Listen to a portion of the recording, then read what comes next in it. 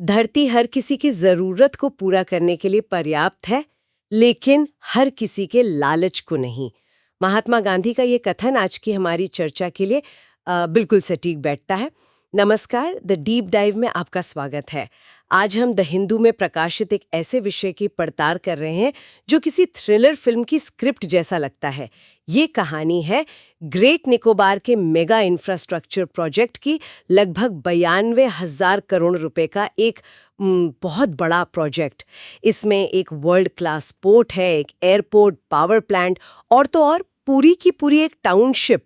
UPSC की तैयारी करने वालों के लिए तो ये एक गोल्ड माइन केस स्टडी है, लेकिन ये हर उस नागरिक के लिए जरूरी है जो ये समझना चाहता है कि हमारे देश में विकास और पर्यावरण के बीच की जंग असल में कैसे लड़ी जाती है। और इस कहानी का सबसे बड़ा ट्विस्ट ये है कि पर्यावरण मंत्रालय ने खुद नेशनल ग्रीन ट्रिब्यूनल यानी एनजीटी के सामने माना है कि इस प्रोजेक्ट का पर्यावरण पर बहुत गहरा और गंभीर असर पड़ेगा। यहीं से तो असली सवाल शुरू होता है।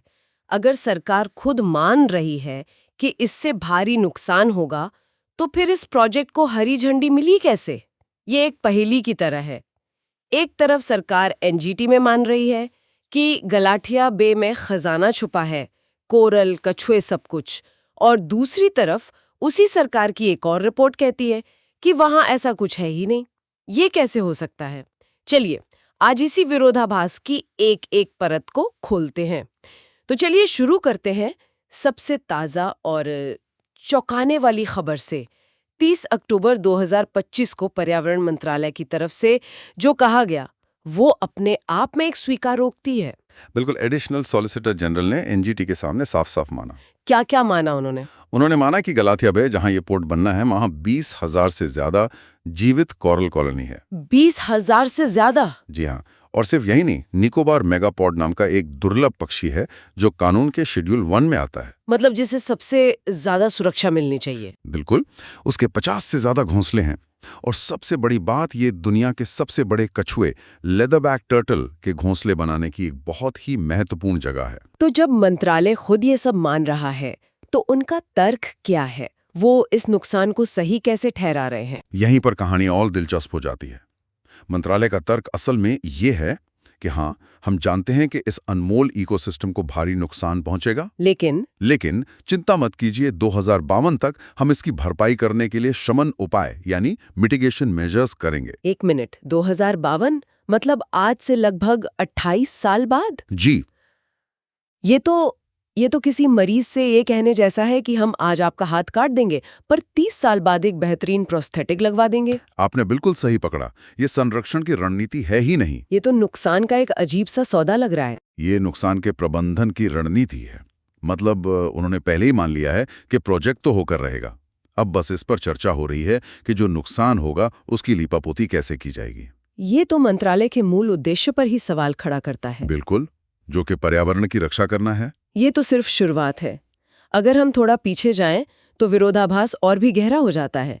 इसी गलाथिया बे में एक वाइल्ड लाइफ सैंक्चुरी भी तो थी, है ना? थी, बिल्कुल थी। 1997 में इसी जगह को गलाथिया बे वन्यजीव अभयारण्य के तौर पर प्रस्तावित किया गया था। और वजह भी यही सब रही होगी, कछुए, कोरल। हाँ, इन्हीं लेदरबैक कछुओं, कोरल और मेगापॉड को बचाने के लिए। ये उस जगह की अहमियत का एक सरकारी दस्तावेज था। तो फिर उस अभयारण्य का क्या हुआ? 2021 में जब इस प्रोजेक्ट को आगे बढ़ाना था, तो national board for wild life यानी NBWL ने खुद ही उस अभयारण्य को डीनोटिफाई कर दिया। क्या? जी, मतलब उसका कानूनी सुरक्षा कवच ही हटा दिया। कमाल है।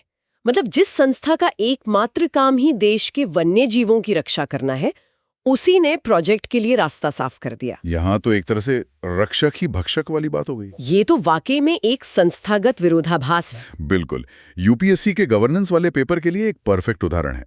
आप पहले किसी चीज को बचाने के लिए एक दर्जा बनाते हैं, और फिर जब वही दर्जा विकास के रास्ते में आता है तो आप उस दर्जे को ही खत्म कर देते हैं। ठीक है, तो मान लिया कि उन्होंने सैंक्चुरी हटा दी, लेकिन क्या कोई और कानून नहीं है जो ऐसी संवेदनशील जगहों को बचाता हो? मैंने CRZ नियमों के बारे में सुना है। हाँ, और यहीं पर कहानी का सबसे बड़ा झोल सामने आता है। CRZ नियम यानी कोस्टल रेगुलेशन जोन। अच्छा। इसे आप भारत की समुद्री तटरेखा का संविधान समझ सकती हैं। ये तय करता है कि तट के किस हिस्से में क्या हो सकता है और क्या नहीं। और गलाथिया बेस में कहाँ फिट होता है? भारतीय कानून के हिसाब से जिस जगह पर मैंग्रोव, कोरल, कछुओं के घोंसले बनाने की जगह है या ऐसी ही पारिस्थितिक रूप से सेंसिटिव चीजें हों, उसे CRZ-1A का दर्जा दिया जाता है। CRZ-1A। ये समझ लीजिए कोस्टलाइन का ICU है, एक परम पवित्र जोन जहां आप एक झोपड़ी भी नहीं बना सकते। पोर्ट तो बहुत दूर की बात है। और सरकार की अपनी स्वीकारोक्ति के हिसाब से तो गैराथिया बे। इन सभी पैमानों पर CRZ-1A के लिए 100% योग्य है। तो फिर पेच कहाँ है? अगर वो जगह कानूनी तौर पर ICU जैसी है, तो वहाँ इतना बड़ा ऑपरेशन यानी ये पोर्ट कैसे बन सकता है? यही तो $1 मिलियन सवाल है। एक तरफ सरकार कोर्ट में मान रही है कि वहां वो सब कुछ है जो उसे CRZ-1A बनाता है, और दूसरी तरफ उसी सरकार का दूसरा विभाग उसी जगह पर एक ऐसे प्रोजेक्ट को मंजूरी दे रहा है जो CRZ-1A में पूरी तरह से प्रतिबंधित है। ये तो एक सीधा सीधा कानूनी और तार्किक चक्रव्यूह है। इस पूरे मामले पर NGT यानी नेशनल ग्रीन ट्रिब्यूनल का क्या कहना था? क्या उन्होंने इस विरोधाभास का नहीं पकड़ा? उन्होंने पकड़ा।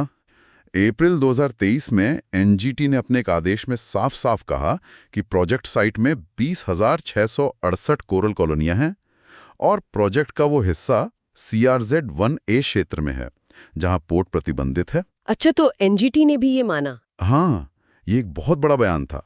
इसी के बाद NGT ने मामले की और जांच के लिए एक हाई पावर्ड कमेटी बना दी। और उस कमेटी ने चेन्नई की एक संस्था NCSCM को सर्वे करने के लिए कहा। ये तो सही कदम लगता है। लगता तो है।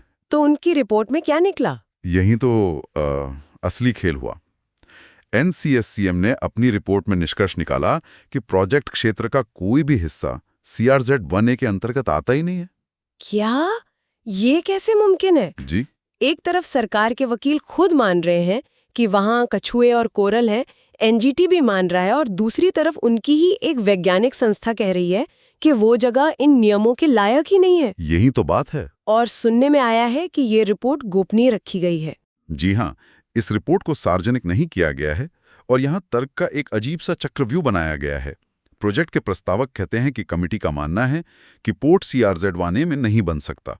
ठीक है।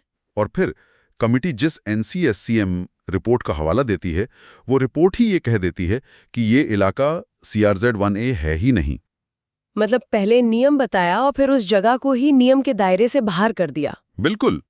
तो सवाल ये उठता है कि क्या हम इस रिपोर्ट की साइंस पर भरोसा कर सकते हैं, या ये सिर्फ प्रोजेक्ट को हरी झंडी देने के लिए तैयार की गई एक सुविधाजनक कहानी है? रिपोर्ट को गोपनीय रखने से तो शक और भी गहरा हो जाता है। अगर सर्वे वैज्ञानिक तथ्यों पर आधारित है तो उसे सार्वजनिक करने में क्या हर्ज है? सही बात है। पारदर्शिता की ये कमी प्रक्रियात्मक ईमानदारी पर बहुत गंभीर सवाल खड़े करती है। बिल्कुल। तो अब हमारे सामने दो बिल्कुल अलग-अलग तस्वीरें हैं जो एक साथ सच नहीं हो सकती। एक तरफ है गोपनीय NCCM रिपोर्ट जो कहती है यहाँ सब ठीक है, कोई CRZ-1A नहीं है, और दूसरी तरफ है सरकार के सबसे बड़े वकीलों में से एक का NGT में दिया गया बयान जो स्वीकार करता है कि वहाँ कोरल, मेगापोड, कछुए यानी वो सब कुछ है जो उस जगह को CRZ-1A बनाता है। और इसे सिर्फ बयानों तक सीमित न रखें, इसे जमीनी हकीकत से जोड़कर देखिए। जमीनी हकीकत क्या है? अंडमान और निकोबार के वन विभाग के अपने आंकड़े हैं जो बताते हैं कि सिर्फ 2024 में गलाथिया बे के समुद्र तट पर लेदरबैक कछुओं ने 600 से ज्यादा बार घोंसले बनाए हैं। 600 से ज्यादा? जी हाँ, ये अब तक के सबसे ज्यादा रिकॉर्डों में से एक है। वाह, ये तो एक तरह का स्मोकिंग गन सबूत है। ये कोई रिपोर्ट या बयान नहीं, ये तो जीता जागता सबूत है कि वो इकोसिस्टम कितना जिंदा और महत्वपूर्ण है। तो इसका कुल मतलब क्या है? मतलब ये है कि सरकारी वकील का बयान, वन विभाग के आंकड़े और NCSCM की गोपनीय रिपोर्ट, ये तीनों एक साथ सच नहीं हो सकते। हाँ, ये तो जाहिर है। अगर मंत्रालय की NGT के सामने दी गई जानकारी और वन विभाग के आंकड़े सही हैं, तो गलाथिया बे निश्चित रूप से CRZ-1A है और उसे कानून के तहत सर्वोच्च सुरक्षा मिलनी चाहिए। और अगर ऐसा है तो ये NCSCM और हाई पावर्ड कमेटी द्वारा प्रस्तुत रिपोर्ट की प्रामाणिकता पर एक बहुत बड़ा प्रश्न चिन्ह लगाता है। तो आज की इस पूरी पड़ताल का सार ये है कि ग्रेट निकोबार प्रोजेक्ट सिर्फ विकास और पर्यावरण के बीच का टकराव नहीं है, ये उससे कई ज्यादा गहरा मामला है। हमने देखा कि कैसे एक वन्यजीव अभयारण्य को प्रोजेक्ट के लिए डीनोटिफाई कर दिया गया, कैसे तटीय क्षेत्र के सबसे सख्त नियमों की व्याख्या को लेकर सवाल उठे, और कैसे सरकारी संस्थाओं के बयानों और रिपोर्टों में जमीन आसमान का फर्क है। UPSC की तैयारी करने वालों के लिए ये केस स्टडी कई विषयों को एक साथ जोड़ती है। जैसे कि पहला, पर्यावरणीय शासन, एनवायरमेंटल गवर्नेंस। ये केस दिखाता है कि MOEFCC, NGT, NBWL जैसी संस्थाओं की भूमिका क्या है और जब बड़े प्रोजेक्ट्स का दबाव आता है तो उनकी स्वायत्तता कैसे काम करती है। या नहीं कर पाती। सही का। दूसरा, पर्यावरणीय प्रभाव आकलन, EIA। ये EIA की प्रक्रिया पर सवाल उठाता है, क्या ये सिर्फ एक खानापूर्ति है। और तीसरा, विकास बनाम पर्यावरण की बहस, मतलब राष्ट्रीय महत्व की परियोजनाओं के लिए हम कितनी पारिस्थितिक कीमत चुकाने को तैयार हैं। अगर आपको ये चर्चा उपयोगी लगी तो हमारे चैनल को लाइक और सब्सक्राइब जरूर करें। इस विषय पर आपके कोई प्रश्न या विचार हो तो कमेंट सेक्शन में हमें जरूर बताएं। अंत में बस एक सवाल सोचने के लिए छोड़ जाते हैं।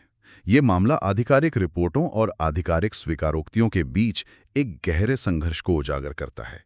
ये सोचने पर मजबूर करता है कि क्या राष्ट्रीय हित के नाम पर वैज्ञानिक सत्य और प्रक्रियात्मक ईमानदारी अक्सर पहली बलि चढ़ते हैं, और इस तरह के समझौतों की दीर्घकालिक कीमत सिर्फ वो द्वीप चुकाएगा या पूरा देश। सोचिएगा जरूर।